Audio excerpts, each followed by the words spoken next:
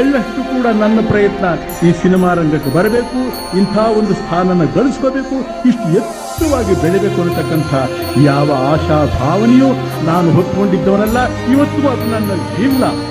ಅದಿಲ್ಲದೆ ಇರೋದ್ರಿಂದಲೇ ನಿಮ್ಮ ಪ್ರೀತಿ, ಆ ದೇವರ ಅನುಗ್ರಹ ಇದೆಲ್ಲ ತಾನಾಗೇ ನನ್ನನ್ನು ಹುಡುಕೊಂಡು ಬಂತು. ಒಬ್ಬ ಮನುಷ್ಯನನ್ನ ಮಾಡಿ ನಿಲ್ಲಿಸಿದೆ. ಇಲ್ಲ ಅಂತಂದ್ರೆ ಕಾಡಿನಲ್ಲಿ 3 ತಿಂಗಳ ಕಾಲ ಆ ರೀತಿ ಬದುಕಬೇಕು ಅಂದ್ರೆ ಸಾಧ್ಯ ಆಗ್ತಿಲ್ಲ. ಈ ನೆನಪು, ಈ ಸವಿ ನೆನಪು ಎಲ್ಲೋ ಇದ್ದು ರಾಜ್ಕುಮಾರ್ ಇಷ್ಟೆತ್ತರಿಗೆ ಬೆಳೆದ್ರಲ್ಲ ಹೇಗೆ ಅನ್ನುವಂಥದ್ದನ್ನ ಪರೀಕ್ಷೆ ಮಾಡ್ತಕ್ಕಂಥ ನಿಮ್ಮೆಲ್ಲರ ಮಿಲನದಿಂದ ಈ ರಾಜ್ಕುಮಾರ್ನ ಜನ್ಮ ಧನ್ಯವಾಗಿ ಹೋಯ್ತು. ಅಷ್ಟು ಮಾತ್ರ ಹೇಳ್ಕೊಡೋದಕ್ಕೆ ಸಾಧ್ಯ.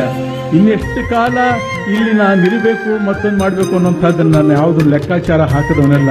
ಈ ಸಿನಿಮಾ ರಂಗಕ್ಕೆ ಬಂದು ಯಾವ್ಯಾವ ಥರ ಪಾತ್ರಗಳನ್ನ ಮಾಡಬೇಕು, ಹೇಗೆ ನುಗ್ಗಬೇಕು, ಹೇಗೆ ಮುಂದೆ ಬರಬೇಕು, ಇದ್ಯಾವ ಕನಸನ್ನು ನಾನು ಕಂಡವನಲ್ಲ. ಅದರ ಪಾಡಿಗೆ ನಡ್ಕೊಂಡು ಹೋಯಿತು. ಅದು ಯಾವುದೋ ಒಂದು ಶಕ್ತಿ, ಅಗೋಚರವಾದ ಶಕ್ತಿ ರಾಜ್ಕುಮಾರ್ನ ಕೈ ಹಿಡಿದು ಕರ್ಕೊಂಡು ಈ ಮಟ್ಟಕ್ಕೆ ಬೆಳೆಸಿದೆ. ಅಭಿಮಾನಿಗಳೇ, ಇದೆಲ್ಲ ನಿಮ್ಗೆ ಗೊತ್ತಿರತಕ್ಕಂಥ ವಿಷಯ.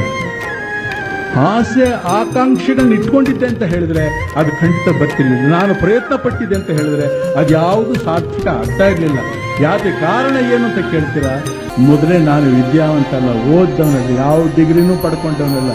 ಮೈಸೂರು ಯೂನಿವರ್ಸಿಟಿಯವರು, ಮೈಸೂರು ವಿಶ್ವವಿದ್ಯಾನಿಲಯದವರು ನಿಮ್ಮ ರಾಜ್ಕುಮಾರ್ನ ಡಾಕ್ಟರೇಟ್ ಕೊಟ್ಟರು. ಅಲ್ಲೇ ಕೇಳಿದೆ ನಾನು, ಏನು ನೋಡಿ ನನಗೆ ಡಾಕ್ಟರೇಟ್ ಕೊಡ್ತಾ ಇದ್ದೀನಿ, ನಾನು ಏನು ಮಾಡಿದೆ, ಯಾವ MA ಪಾಸ್ ಮಾಡಿದ್ನಾ, ಅಲ್ಲ MA PhD ಏನಾದ್ರು ಓದಿದ್ನ? ಏನಿಲ್ಲ, ಹೆಚ್ಚಿಲ್ಲ. ಬಾಲ್ಯದಲ್ಲಿ ನಾನು ಚಿಕ್ಕವನಾಗಿದ್ದಾಗ ಹಳ್ಳಿಲಿದ್ದಂಥ ಕಾಲ MA ಮೇಯಿಸ್ತಾ ಇದ್ದೆ ನಾನು ಅಂತ ಹೇಳಿದೆ ಅವರಿಗೆ.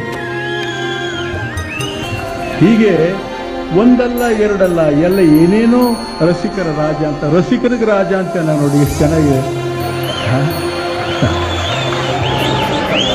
ಎಲ್ಲ ನೀವು ಕಟ್ಟಿದ ಹೆಸರು, ಎಲ್ಲ ನೀವು ಕೊಟ್ಟ ಆಸ್ತಿ, ಎಲ್ಲ ನೀವು ಕೊಟ್ಟಂಥ ಕರುಣೆ, ಇದು ವಿನಃ ಈ ರಾಜ್ಕುಮಾರ್ಗೆ ಬೇರೆ ಏನು ಗೊತ್ತಾಗಲು ಸಾಧ್ಯವೇ ಇಲ್ಲ.